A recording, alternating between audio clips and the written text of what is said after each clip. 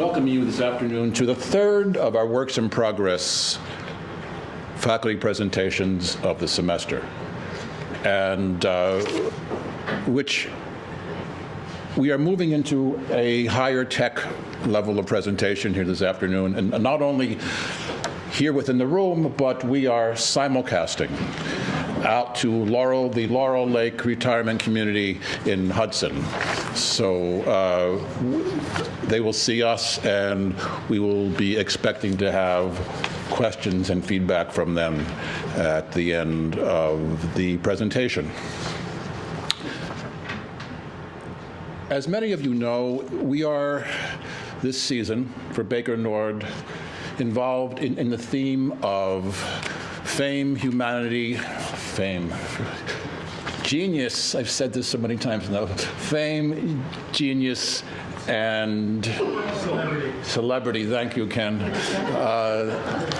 I depend on our regular attendees to keep me on track.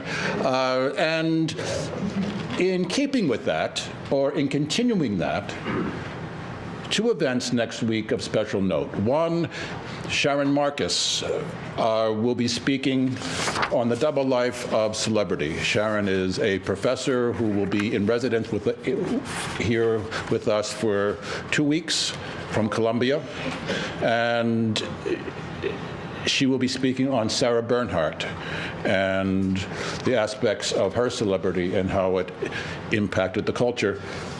Following up, Thursday next week, Leo Brody from the University of Southern California will be speaking about the Hollywood sign and the ways in which this started as a commercial icon, but then began to parallel the whole development of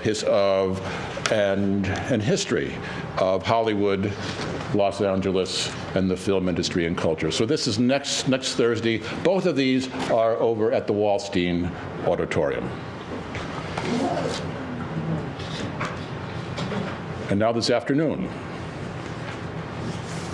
Paul Iversen.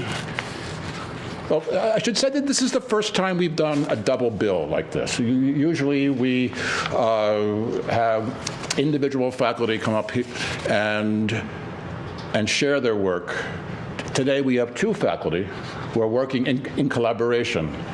And Paul Iversen and Andrea De Giorgi from the Department of Classics.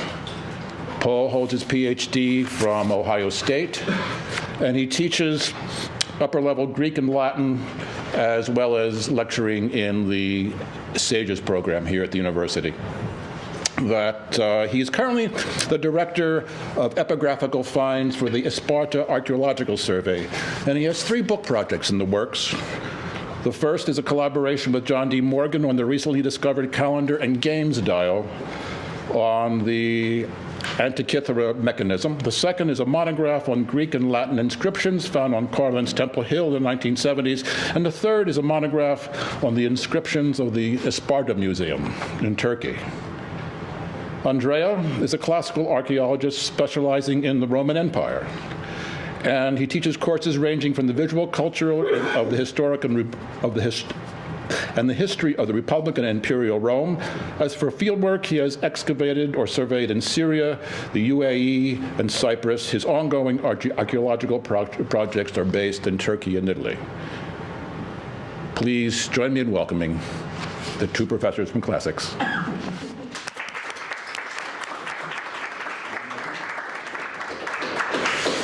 Well, thank you very much for the kind introduction, and I'd like to thank the Baker Nord Center at large for having been, times and again, very generous with my and our own projects. So this is a great opportunity, and I hope we can reciprocate their generosity by having a nice conversation here today. That being said, today I will be talking about archaeology, but not in the in the perhaps conventional way. I'm not going to show any Indiana Jones images, and I'm just going to focus on archaeology. And as you know, archaeology is the study of the past cultures that is carried out through the analysis of a wide range of media, ephemera, architecture, engineering, all sorts of of disciplines, basically, sort of like, enter the domain of archaeology. And what better way to capture sort of like, the scientific profile of archaeology than presenting sort of like in a very cursory fashion one of the most exciting excavations that are going on right now in southeastern Turkey at Tel Tainat. So it gives you sort of like a gist as to sort of what happens in the field in terms of like, the nice grid being laid out onto the ancient city. Squares that are being cut and investigated sort of progressively, as you can see here. So this is sort of the vista over the site. This is the square, and this is how sort of literally the excavation takes the level down, sort of like investigating the lower strata. Now, archaeology is great because it also sort of involves the local population into our own agenda, and you see an example of a local worker who's very much involved and engaged in the excavation process. And this is how we typically now sort of process the data. We produce very robust maps and visual documentation that informs how the site was used, was built, was perceived and experienced by the local ancient communities. Now, that being said, archaeology is also excitement, the discovery, sort of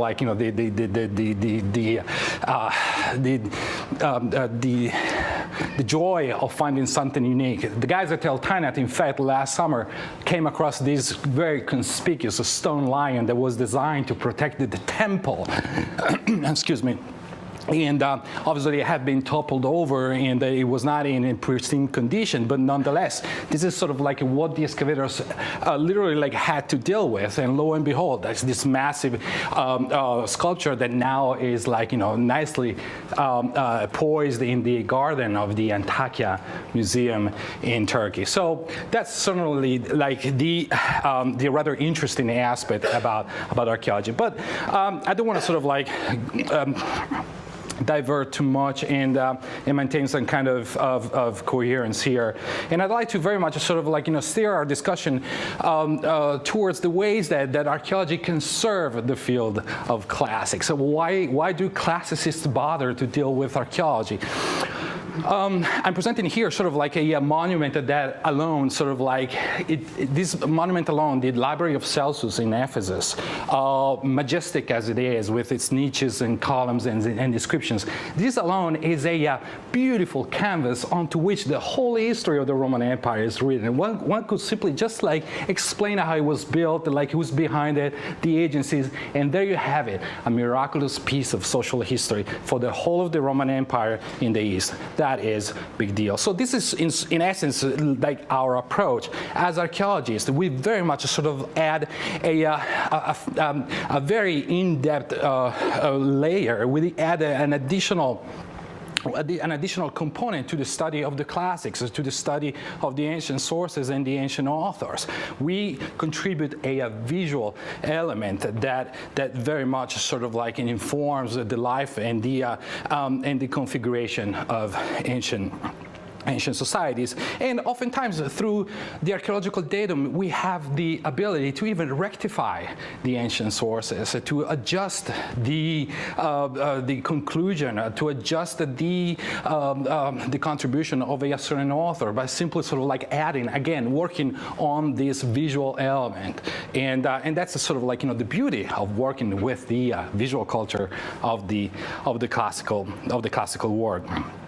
Now, that being said, Archaeology is also a science that is undergoing constantly theoretical and methodological refinements, just as any other scientific disciplines.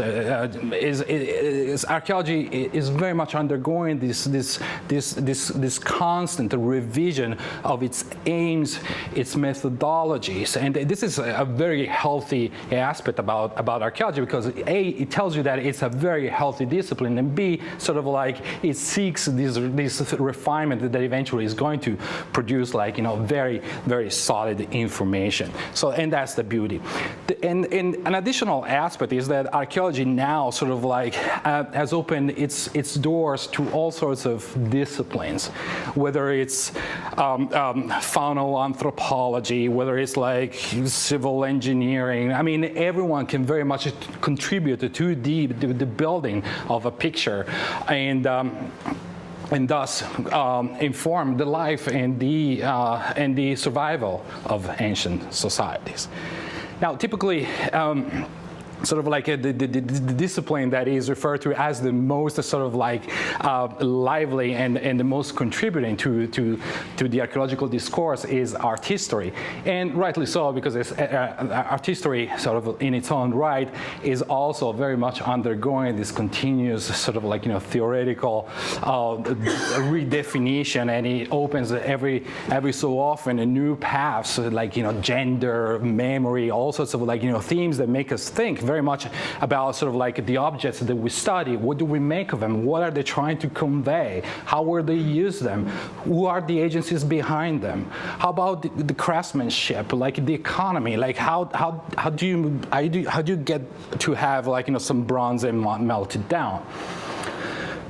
Archaeology, the good thing of like sort of like also this art historical approach is that obviously archaeology sort of like treats all sorts of media in the same way, whether it's the beautiful faun from Pompeii, or a more humble, say, version of it on a terracotta lamp that pretty much dates to the same period. It doesn't matter. Like the two elements very much sort of like have their own sort of like just legitimacy, in that they both equally inform some actions, or some tendencies, some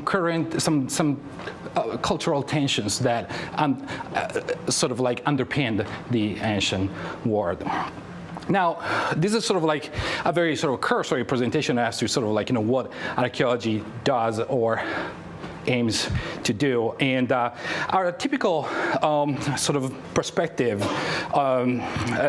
toward archaeology is that sort of we imagine a small or large group of people like cutting their holes, their rectangles, their squares, pretty much as our friends at Tel Tainat were doing. And this is yet another example of this type of practice, which is sort of like the bread and butter of archaeology, sort of the foundation, sort of like the most typical application. You dig, you make a hole, and you sort of like, and this hole is plausibly situated in an area that's going to respond to certain questions. Like, you don't just dig at random. You have to sort of like do a study and give yourself some good reasons to excavate there. But that being said, there are now some equally effective ways to deal with ancient societies, sort of moving on from the niche of the teeny tiny hole, moving on from like the microcosm of a small site, and investigating entire regions, such as the one that I present to the right. Just a very, very sort of like basic example of a branch of archaeology that is typically referred to as landscape archaeology. A branch of the archaeological discipline that has developed over the last 20 years that is very much designed to investigate regions. So it seeks to move beyond the confines of the specific, of the small, and very much sort of like ask questions about cities, urban systems, connectivity, roads, economies. What landscape archaeology does, it basically analyzes entire swaths of land, such as the one that I'm presenting to the right. At the end of the day, with all the information that is gathered, one is in the position to place these color-coded dots so as to indicate some cultural factors. Here in the present case, we're dealing with someone who's sort of like, found the Roman sites in blue, Hellenistic sites in light blue and navy blue, and green archaic sites. So there's an entire sort of like, this guy is simply like seeking to tell us that this entire landscape was used for many centuries over time. However, there's been like a switch between one era to the other. So it went from green to blue and then to dark blue. And this is very interesting because it tells you about sort of like, humans sort of like experience the landscape. They use them, they harness these resources. And it's exactly what landscape archaeology does. It's not only an analysis of like human societies and like what they built, their built environment, the kind of like infrastructure that they would build. It's the interaction between human agencies and environment and the various responses to it. Now, how do you get to produce a map like that one? Well, it's pretty simple. The assumption is that every landscape, say in regions that have undergone like massive sort of like ebb and flow of civilizations, it could be like, and especially in the Mediterranean, this kind of research is particularly fruitful in that there's been like a continuous alternation between like empires and civilizations. So believe me, if you walk in the middle of nowhere in Italy or in Turkey or in Greece, you're bound to find artifacts. So the main tenet here is that a landscape is a palimpsest of human actions. It's a palimpsest of like successive cycles of exploitation, and as such, the traces are all over the place. And that's true because like I said, I can talk out of experience, but like there are like in regions like Turkey or Italy, anywhere you walk, there are cultural materials scattered around, and by that I'm referring essentially to fragments of ceramics, fragments of artifacts, and so on and so forth. The example, so in order to carry this out, all you need is basically a team of archaeologists, 4 to 5 or even to 6, who walk across these landscapes for along some predefined trajectories. So they tend to maintain like a straight line, and their distance, say between 20 and 30 meters. Oh, we have a pointer. I forgot about that. Their typical distance 25 to 30 meters. They walk transects. They walk these like long lines across the landscape. Each of them holds a handheld GPS device so that all the actions are coordinated and have a rationale in terms of space, X, Y, Z, and it's not like random walking around and bringing a guitar and whatnot.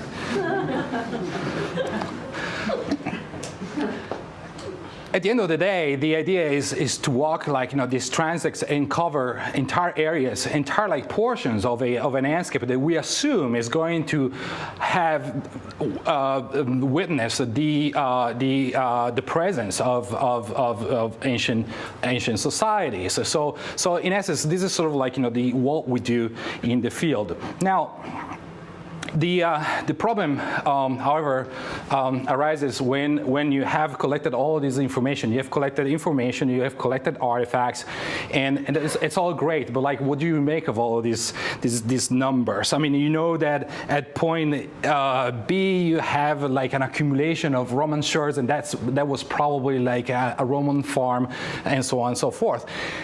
You need to make this data analytical. You have to communicate sort of the essence of this data, and that's sort of the stringent criterion that we need to work on.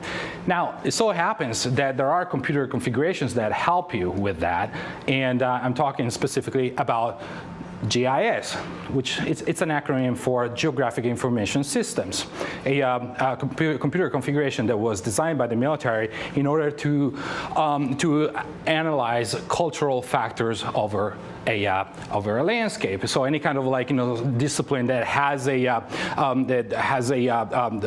an incidence onto space beautifully benefits from GIS. Archaeology is sort of like it doesn't deal with numbers, with real data, quantitative data.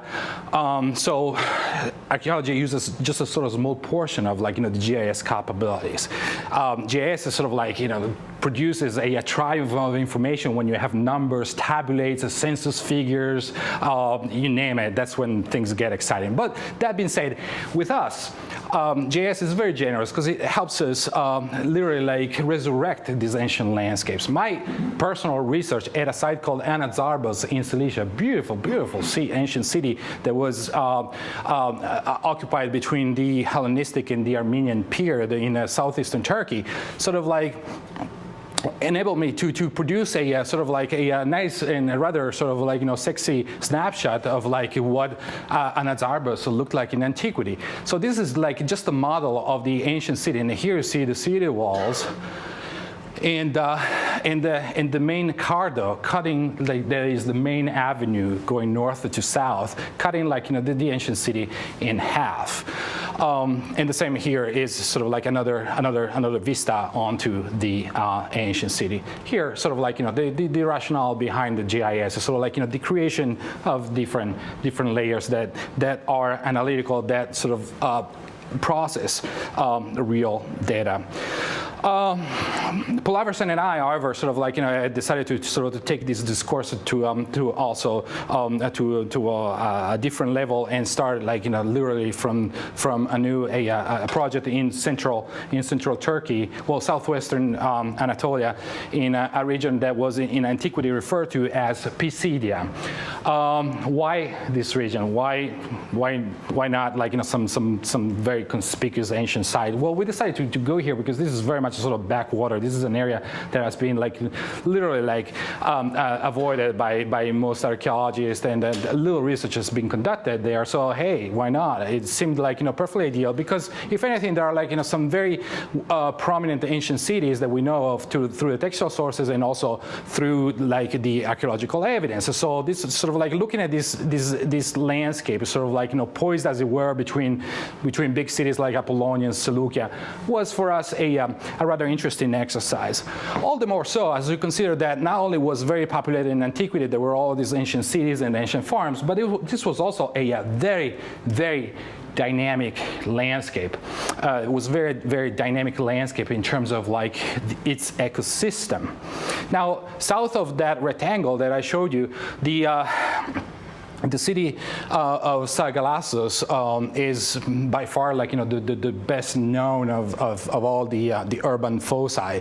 An interesting thing about Sagalassos, and I don't want to get into the nitty-gritty of the city, but like just look at the theater and look at how like the sequence of earthquakes completely like shattered the various tiers of the cavea of the theaters itself, like literally like leaving the signs of like these dramatic events that were so powerful, of such a magnitude, that were like able to like literally like shatter all the seats and all the orders. So this like at some point in the 5th century AD, this theater was no longer in use on account of like this major damage produced by earthquakes, and rightly so, because this is a region that sits right on a major fault line. And so in our approach, Iversen and I sort of like we looked at like this region very much as a sort of like a very complicated landscape onto which human actions must have occurred.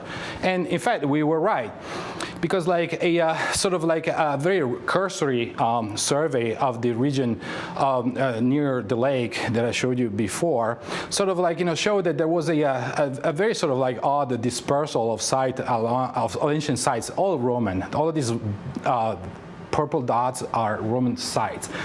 Small farms, small villages, great accumulation of ceramics. But like interestingly, by looking at the satellite imagery, which I'm using here, sort of like I noticed that there were all of these like various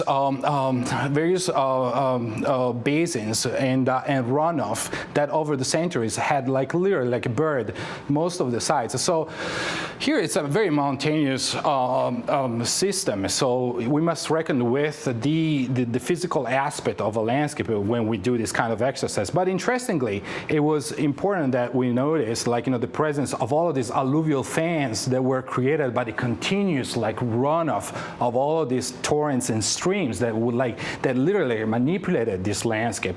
So it so happened that, and our presumption I think is correct, that there's sort of many of these alluvial fans had in fact buried the ancient sites in over say the last 1,500 years. And this is important when we consider sort of like how an ancient region was structured and was experienced and exploited in antiquities, especially all the more so as we do the count of like how many sites could have existed. We have to think that most ancient communities didn't live in cities. They were like rural in essence. The countryside is the heart of the ancient world. When we think of like the classical world, we tend to imagine that everyone lived in Rome, in Athens, in Ephesus, in Antioch. Far from it. These were like, the sites where like most of the population lived. And we came across this evidence whereby we can now confirm that like these communities had to negotiate the structure and the survival of their communities with all sorts of like events, all sorts of like elements that would very much endanger the communities themselves, let alone these fault lines that very much sort of like add a layer of complexity to the picture. When we moved this only 5 kilometers south, sort of like, however, we were able to isolate an entire cluster of new sites. Again, very small, teeny tiny like discrete ancient settlements that, however, tell you about how vibrant, how alive this landscape was in antiquity. We based our operation at a small modern village called Goenen, which corresponds to the city of ancient Conana, and from thence we explored all the valleys and the Piedmont around it, and came across a number of remarkable ancient sites, which eventually enabled us to produce a very basic image like this one, an image that in yellow tells you how this landscape was used between, say, the 7th and the 3rd centuries BCE, because all the sites that we found within this area cohered, their material culture, their ceramics, their artifacts were very much coherent in that specific horizon, whereas the rest of all the sites, especially on the plateaus and the high elevation settlements, were very much ascribable to a Roman and late Roman type of cultural horizon. So in essence, this is the kind of it may sound almost banal, but this is the kind of operation that we do when we look at landscape. And I hope to give you an idea as to as to moving beyond the the specifics of the ancient city and think about an entire universe of possibilities once that the one decides to move beyond the walls of Rome, the walls of the great city, and look into the fantastic possibilities that the ancient sites provide. This is a final image of yet another some of those high elevation sites that I mentioned on the plateaus. Here you see them again using satellite imagery, high definition satellite imagery. And I'd like to conclude with a picture of our valiant Case Western students in action as they're collecting, as I said, ceramics and pottery along the slopes of the Tinas Tepe mountain, and thus producing a beautiful picture of what archaeology can do in this day and age. Thank you very much. Thank you, Andrea, for that wonderful talk on landscape archaeology and new technologies. We're going to switch gears here, no pun intended, and I'm going to talk about what's called the Antikythera mechanism. And I'm going to tell you briefly what it is. It would take me over an hour to tell you everything about it, so I'm going to have to do it very briefly. And then I will talk about 2 technologies that I'm using to study it. And I want to thank the Antikythera Mechanism Research Project for sharing these data with me, and especially special thanks to John Saradakis of the University of Thessaloniki, with whom I am collaborating. All right, what was the Antikythera mechanism? It was a geared astronomical computer. It calculated and displayed the position of the sun, moon, and 5 planets. It predicted eclipses. It displayed and tracked a lunar solar calendar of a Greek state according to what's called the Metonic cycle. I don't have time to define all of these. It tracked 6 Panhellenic games in chronological order by a 4-year period. That was very similar to an Olympiad 4-year period. And it had an extensive user's manual to tell you how to use this thing. All right? Around 70 to 50 BC, a large Greek merchant ship called a Hokos, which my students and I keep reading about in Thucydides. It's a large transport ship. It struggled with waves in the seas between the mainland of Greece and Crete. Let me show you that here.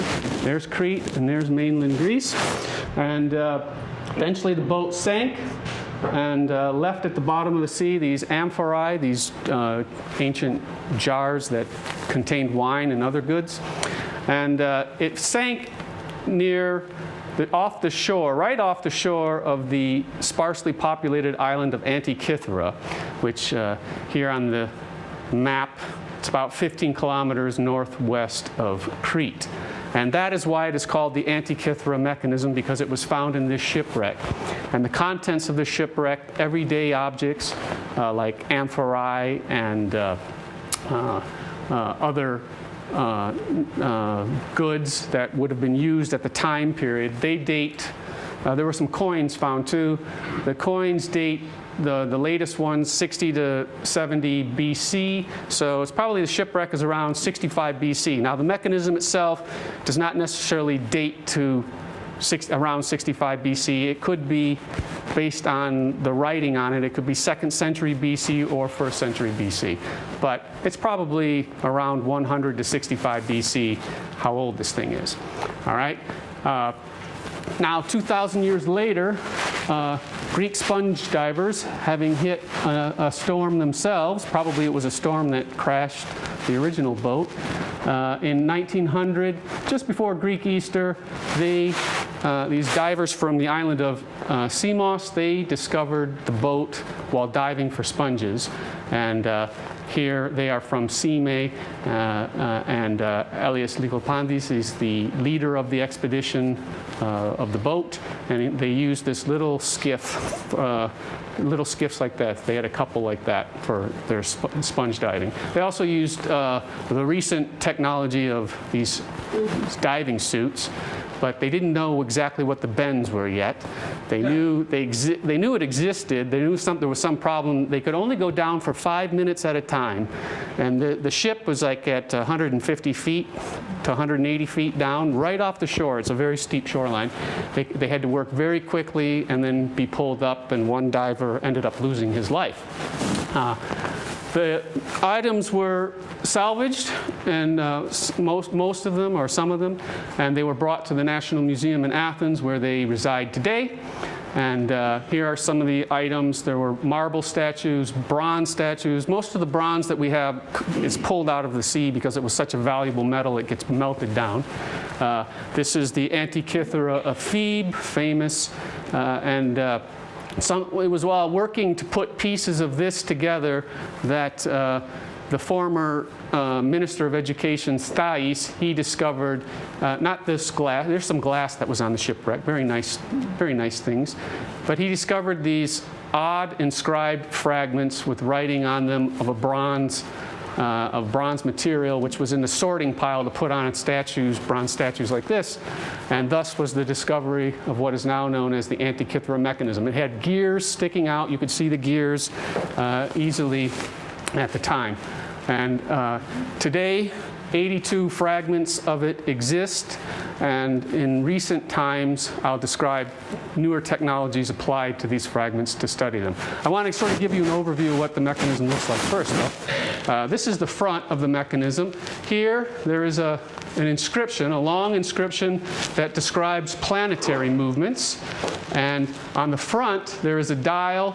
This is from the 2006 publication of the mechanism in Nature by Tony Freeth, Bitsakis, and other members of the Antikythera Mechanism Research Project. But just this week, Tony Freeth and Alexander Jones redid the gears, and now they have all 5 planets, the sun and the moon, and this is their new model of the front. And then it has this inscription called the Parapegma inscription that lists when various constellations, what angles they were when they set and rose, which were important. They're sort of like an ancient almanac. All right, that's the front. I'm not going to talk about any of the inscriptions on the front. The back was more complicated. The back cover inscription had a user's manual. And I'm going to just give you one little word and line from the user manual that I've read recently. And then it had this spiral that had a calendar of a Greek state on it.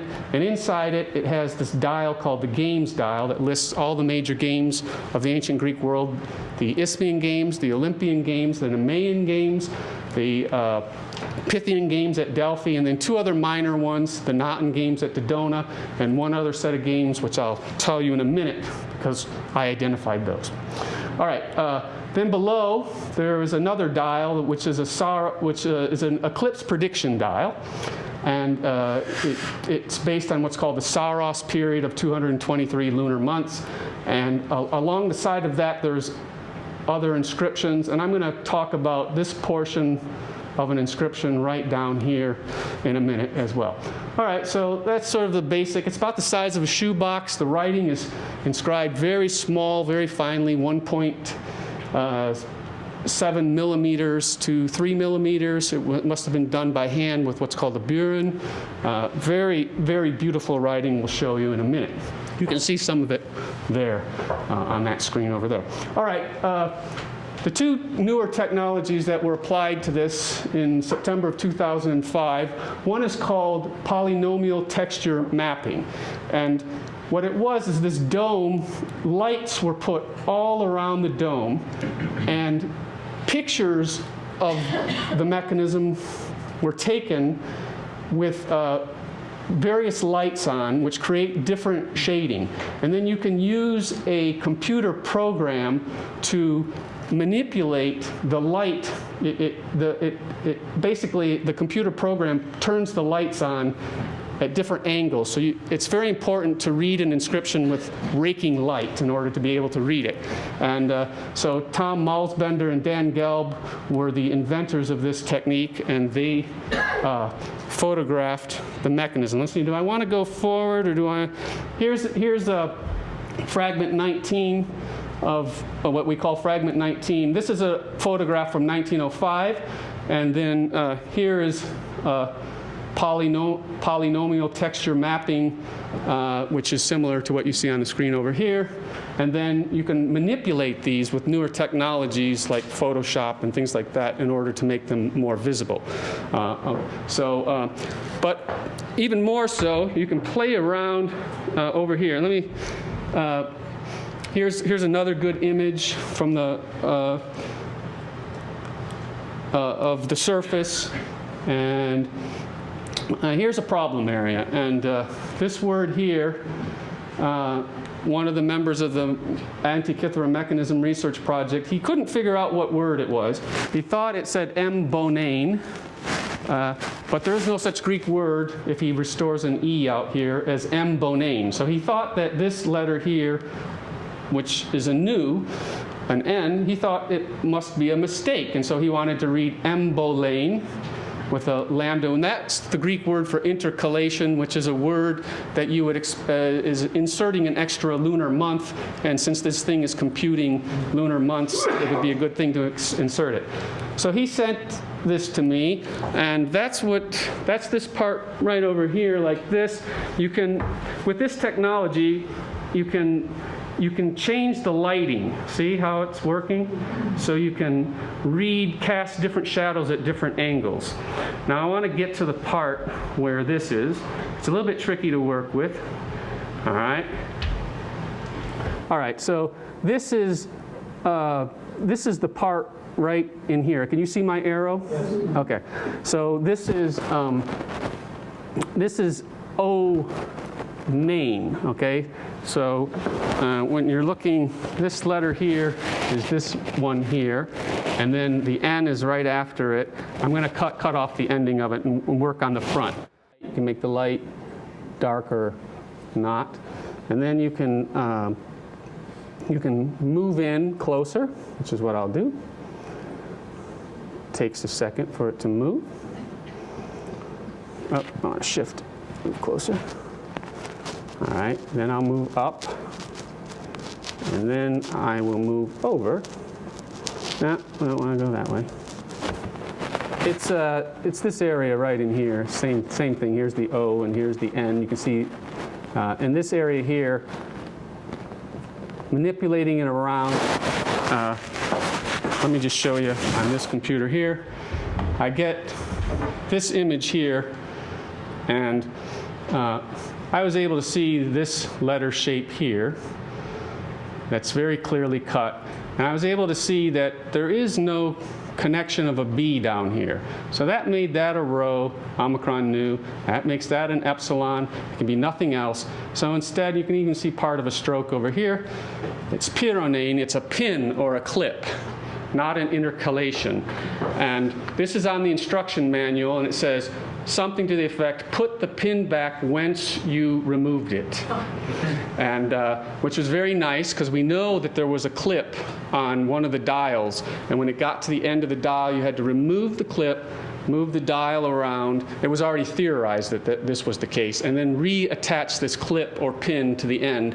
And now, because of this newer technology, we actually have the Greek word on the mechanism for the pin or the clip, which is making the gearheads that study the gears very happy. All right, so that's one technology. The other technology is called the microfocus X-ray blade runner, and it was originally developed to show micro cracks in airplane blades, which can become very dangerous. So that was it was developed by this man named Roger Hadland for the British Royal Air Force, and it has an amazing ability to take CT slices, images, thousands of them.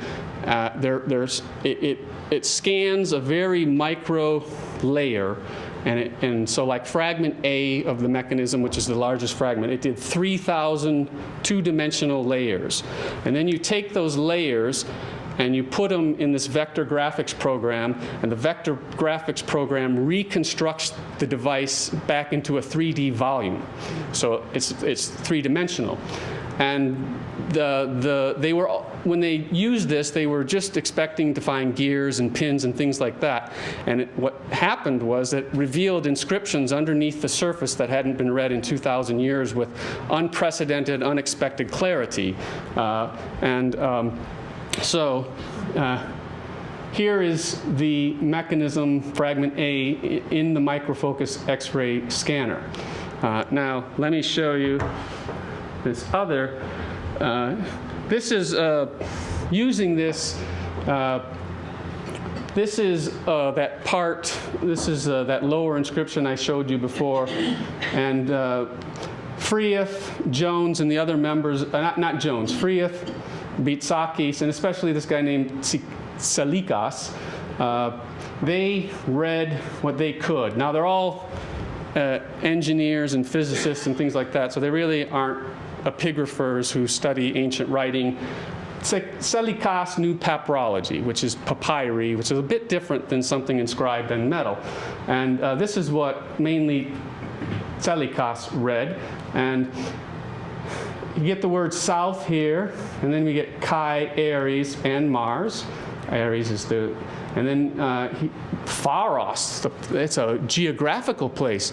It's on the western. It's an island on the western side of Greece.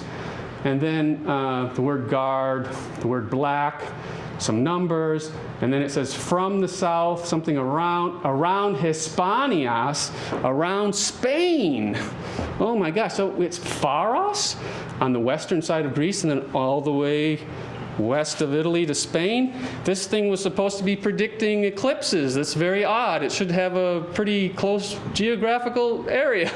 And it's very funny. So when I read this, I thought this can't be right. And plus, a lot of they didn't make any sense of it. They would just publish capital letter texts and English translations like this without any kind of, real attempt at making a text. So let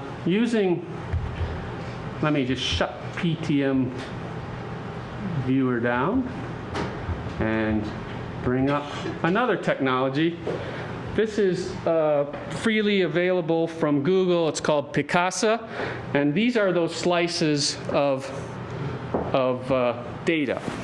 And you can you can see the writing over there just a little bit, right? You can sort of get an idea. But as you move across the stack, I'm moving from image to image, then some of the writing becomes clearer.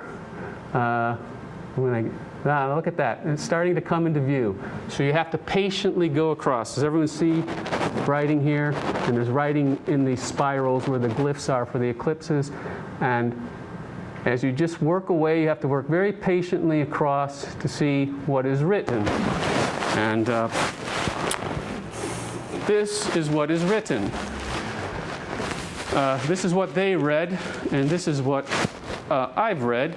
And I know Alexander Jones, another member of the Mechanism Project, independently is coming to the same conclusion about this text. So I'm not sure what they are, but they come around to the south and they subside to the east.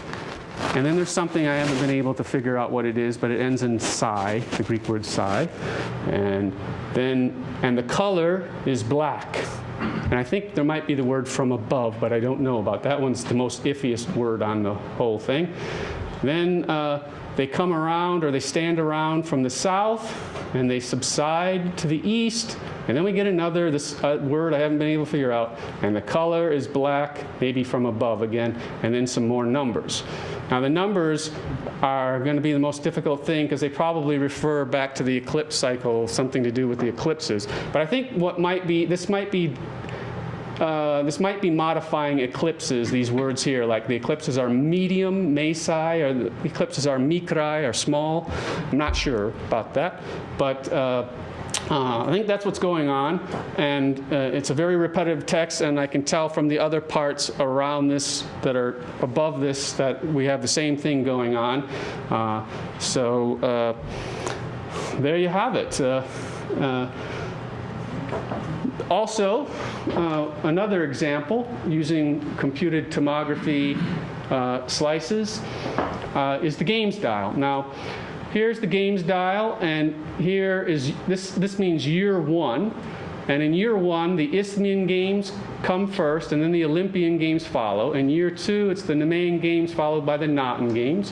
In year three, it's the Isthmian Games again, followed by the Pythian Games.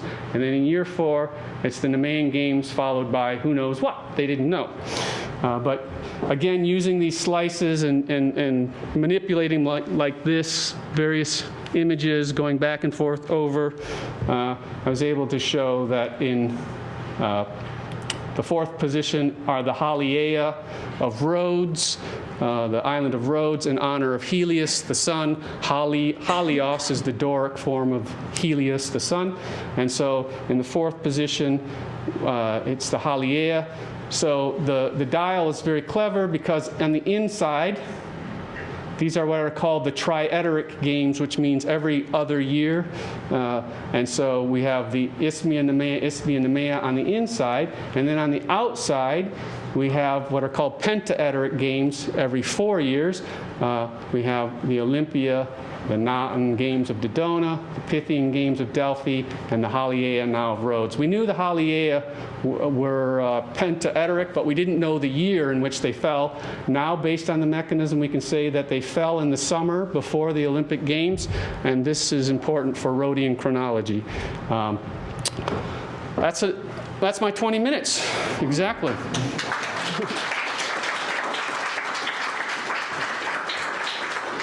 Has this mechanism sort of been simulated on a computer? Yeah, I should mention that the many models.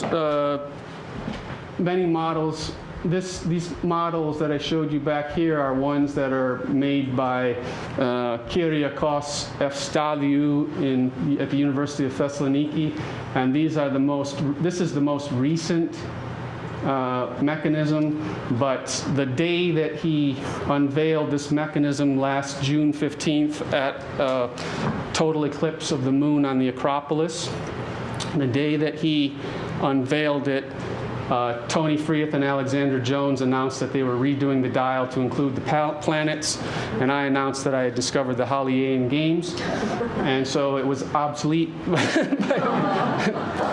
He was a bit disappointed, but it's the best one there is,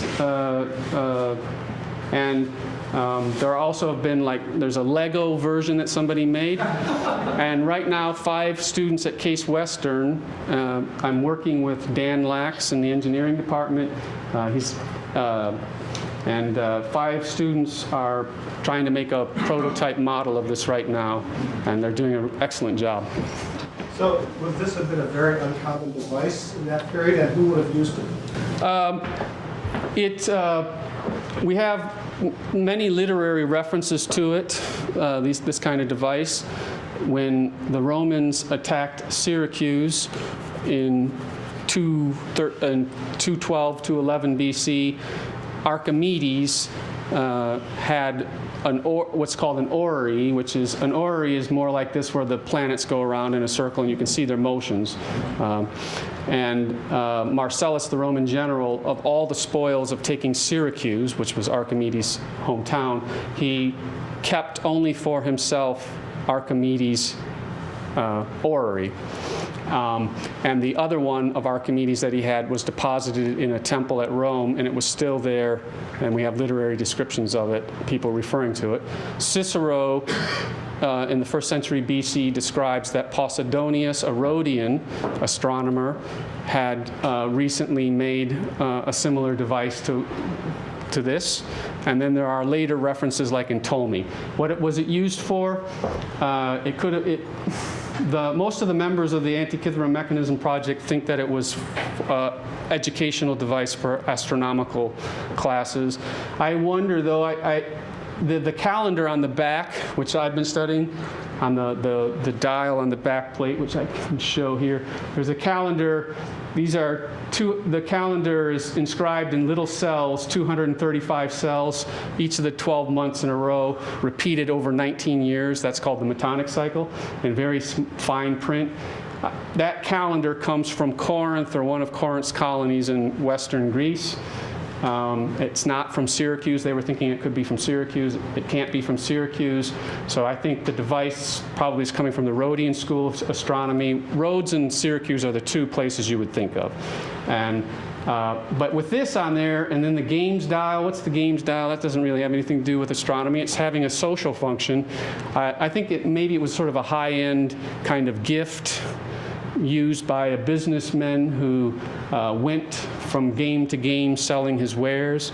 And we know that there were these great markets around the games, the major games, so maybe it was used for that. And his home calendar, it could be, these were plates that could be removed. They have pins on them, so they were manufactured, and you could have different models for different people's home state.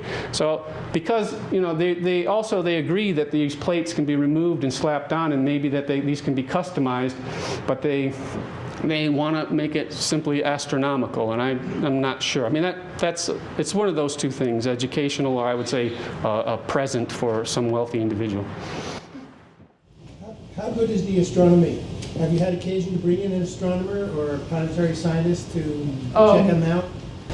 If you assume that the gears are in working order, and are working as designed, then it's very good. It's able to predict eclipses even still today. But the problem is that the kind of gearing that it had, it didn't, the technology in gears, they use very sharp points on the gears instead of flat round ones. And so what you get, if like a child's toy, when you get what's called backlash, and then it gets a little bit off. So they must have figured out a way around it, or they could wind it back to 0 and then tighten it and then have to go move it forward, with a tight spiral to keep it moving. But the gears left to their own devices would get off very quickly, probably, unless they had some clever way of keeping them in line that we haven't figured out. The pointer arms on the spirals would have tracked the spiral? Yes, so it's like a record player, kind of. So you see these grooves here? So the clip that I'm talking about is like a clip on the end of this, and the clip is in there, and actually the start, and it's a variable. The clip would have start. Here's the beginning of the spiral, and the clip would have been here on the arm, and then as it goes around, it moves out further and further on the spiral, and here it's almost to the end. It's on the 4th spiral. It has one more to go to the 5th spiral, and at that point it would have, this picture is not good enough because it doesn't bring it all the way to the end, but it would be able to go out to the end, and then when you get to the end, you have to remove the clip and then put it back where it began. So it's like a record player. Yeah, John. Well, that vessel that sank, from your description, it seemed to be carrying an inordinate amount of sculpture and artwork. Is that true, or was this carried as standard cargo? It was carrying a lot of excellent sculpture, both bronze and marble, and wonderful glass, and at this time the Romans, they were conquering lots of places in the east, and they were loading up boats with goods, and this stuff was being brought back to Rome. So we know that Jacques Cousteau let a dive in 1976 to the wreck, and he picked up these coins. 32, the biggest hoard of the coins that can be read are from Pergamon. So we know the boat probably started at Pergamon on the west coast of Turkey, and it probably stopped off at Rhodes because they're a Rhodian amphorae, and maybe it picked up the device there, and then it was probably heading to Rome, although it could have been heading to Olympia or any place like that. We don't really know. And how was it energized? it has an input from the side. That's not a good photo. Let me see. This one here is trying to, you can see this is like an input from the side, a manual input. So it had to be wound by hand. No battery. Yeah. Battery's not included then. Battery's not included, yeah. By the way, this device is most remarkable because it's 1,000 years earlier than any other comparable device, that the clockwork technology in it. And it revolutionized the idea of how early this kind of clockwork went back. Yeah. Do you think this is one of a kind? No, I don't think. It can't be. It cannot be. It's too complex. There had to be prototypes, and we also have many literary descriptions. I should probably let you ask Andrea questions, too, here. So when you're walking a group of archaeologists and walking a transect, or presumably walking a larger area than would be necessarily typical of an archaeological investigation, is there a protocol that's different about leaving stuff in situ? Oh, there is definitely a protocol that hinges on the place that we're investigating. Like every country has its own rules. Like for instance, in Turkey, we were supposed to walk across these landscapes, accompanied by a representative of the Turkish government, to make sure that we sort of fulfill all of our obligations, that we don't do. So the idea is that you pick up these artifacts and then you hand them over to the official. So I think that perhaps Turkey has in place some of the most sort of rigorous regulations as far as that goes. Other places are more sort of let's put it this way, sort of like, less strict about the procedure. So. At one point, you mentioned, you used the word coherency, and I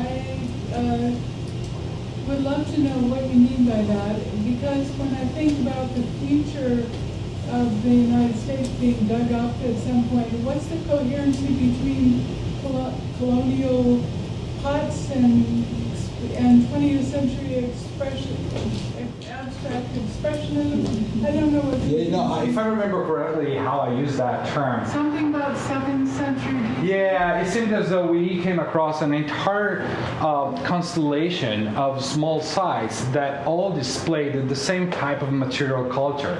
And by that, I'm referring to the same type of vessels. These are always like broken jars and broken pitchers and fine wares. I think you used a several hundred-year span of time. Yeah. Yeah. Well, we're dealing with like rather broad chronological categories, and I was talking about a chronological era that spanned between the 7th century BC and the 3rd century BC, and it seemed as though that there was a coherent cultural horizon in terms of like the same type of material culture, the same type of artifacts, thus informing the presence of a community that sort of like didn't change, that didn't sort of like that continued to occupy those areas and seemingly throve for quite some time.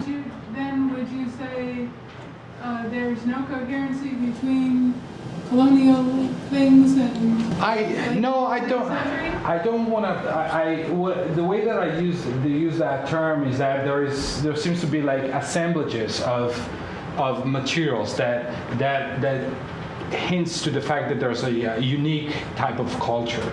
There are no breaks. It's a constant sort of like a presence of the same materials, and you see that they evolve over say 300 years. That's fine. That's great. That's exactly what we like to see. This is, in a way, at odds with other scenarios where, conversely, you have chasm, you have the rift, you have the moment of crisis, new materials that get into the picture, sort of like imports from Rome, imports from the Italian peninsula, the teeny tiny vessel that brings the signature, that carries the signature of the potter who lives in central Italy. This is the type of sort of like anomaly that you seek to model along the lines of coherence or lack thereof. Yeah. Could you tell us a little more about the types of geospatial data you use? Yes. How you use them? Well, in terms of data sets, I tend to use satellite imagery of, say, the most recent kind, like QuickBird and all of these, like, very advanced, high definition quality data sets. However, I have to say that, like, one of the most fruitful experiences I've ever had was with the Corona satellite imagery, and this is a CIA declassified type of satellite imagery that basically recorded like the landscapes of the Near East and the Eastern Mediterranean back between the end of the 60s and the early 70s. So, and that is a big deal because basically that's at a time when mechanical farming was not in place and the landscapes and all these territories were still like literally in pristine conditions before sort of like, the heavy sort of like farming that has greatly sort of destroyed most of the sites. And that has been sort of like one of the best tools that I ever worked with, and to this day I keep using it. The University of Arkansas, in fact, has decided to literally like appropriate all these documents and create like an online server where you can navigate this type of imagery, and you can actually see like all these like sites, say for instance in Iraq, in Turkey, in Egypt, like at their most visible. It's remarkable. If anybody has some time to kill, just playing with that and like navigating these regions is phenomenal. It pays us some serious dividends. This technology that sort of hit on us in the last 15 years or 20 years, GIS, GPS, and so forth. Is it a natural fault line in archaeology departments between the traditionalists who, yes, you got this stuff, but you don't know what it's all about, and the technologists? I think that there is still that say, I wouldn't call it a chasm, but it's very much sort of like along those lines. So yes, there are various sort of currents within the archaeological domain, but I think that now even sort of like the most conservative scholars tend to agree that we need to very much sort of like move our analysis into sort of like the autopsy of literally the autopsy of territories, regions. I mean, we can no longer sort of just look at the city XYZ isolated, as it were, sort of detached from its regional context. We don't want to downplay the environmental factor. We need to ask questions such as, how was an ancient city sustained? I mean, we need to start like getting into the nitty-gritty of the economies of these ancient communities. I mean, it's great to say, gaze upon statues, sculpture, and beautiful reliefs, and all of the beautiful things that come along with archaeology, museums, collections at museums. But the fact of the matter is that times are ripe to address those questions. And I think that this technology very much sort of like helps to build this perspective. And isn't it the case that before this new generation of technology, people interested in these questions really needed to turn back to maps and surveys from the 19th century? Thank you so much. Absolutely. Well, we have like disregarded like the geographic factor big deal, and this is something that plays a major factor, especially like in sort of like in the pedagogy of archaeology, because like it often occurs and comes to my attention that for instance like students don't have sort of like the ability to sort of like to look at space and look at topography, look at the ancient geography. I mean, I don't mean to be deterministic here, but clearly there is an environmental element that we must consider and weight adequately when we look at the thriving and the growth of these ancient cities. And this has been like greatly overlooked, and especially when it comes down to say early travelers, ancient sources, ancient maps, even ancient maps. I can think of like this wonderful document called the Poitinger Table, a medieval map that replicates a 3rd century AD Roman sort of illustration of the western and eastern provinces, and we need to use all these tools, such as that one, and bring them into the picture in a way to fully appreciate sort of like this idea of like cities, landscapes, town and country, and the way that these ancient empires functioned ultimately. Charles. You're talking about the environment, you're talking about the productive environment, the rural environment. Yeah. What you're finding is a scatter of parts. Yes. Basically. Yeah. You are reconstructing a social world. What about the ecology, or the different ecologies within which the social world existed and on which it depended? How could you reconstruct a landscape in that? Yeah. Well, I'm glad that you bring that up. There are ways that one can rebuild an ecology. There are specialists who sort of work with pollen samples extracted through cores in the terrain and beautifully and perfectly isolated that basically can be assigned to a very specific area. So you can synchronize that datum with the archaeological evidence and get a sense as to sort of like in what kind of crops would frame the emergence and the growth of these communities. And that's perhaps like the most rewarding area. You can do so much with this type of analysis. For instance, we know that like in some of those communities that we looked at, that were simply like dots on a map. I mean, they don't say much.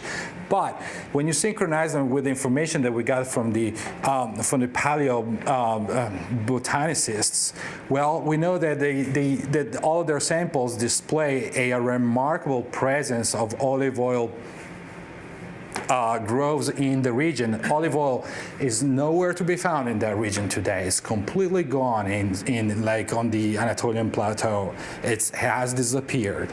But like back then, we know that olives will be pretty ubiquitous, and the Byzantine textual sources very much sort of confirm that. I mean, there are like bishops lamenting the presence of olives, and they would like to get rid of them and axe them, and yeah.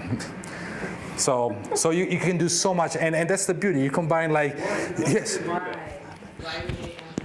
Well, because apparently there will be some more reward in crops. Probably they're thinking in the short term, sort of they're concerned that they could come up with let's do grain for God's sake and get rid of these old trees. But that's the Byzantine era, and in the Byzantine era, we're dealing with I'm talking about essentially the 8th through the 10th centuries AD. An era of transformation, the economy changes considerably in that part of the world, and all the more so as you start getting also sort of the invasions of of the Islamic populations from the East that completely had a big impact, because they brought along a completely different set of economic values and ways to exploit a terrain and so on. But yeah. I'm finding it very interesting the way you're using the technologies in your research and scholarship. Can you share in what ways, if any, it then affects your teaching and the things that students might be doing?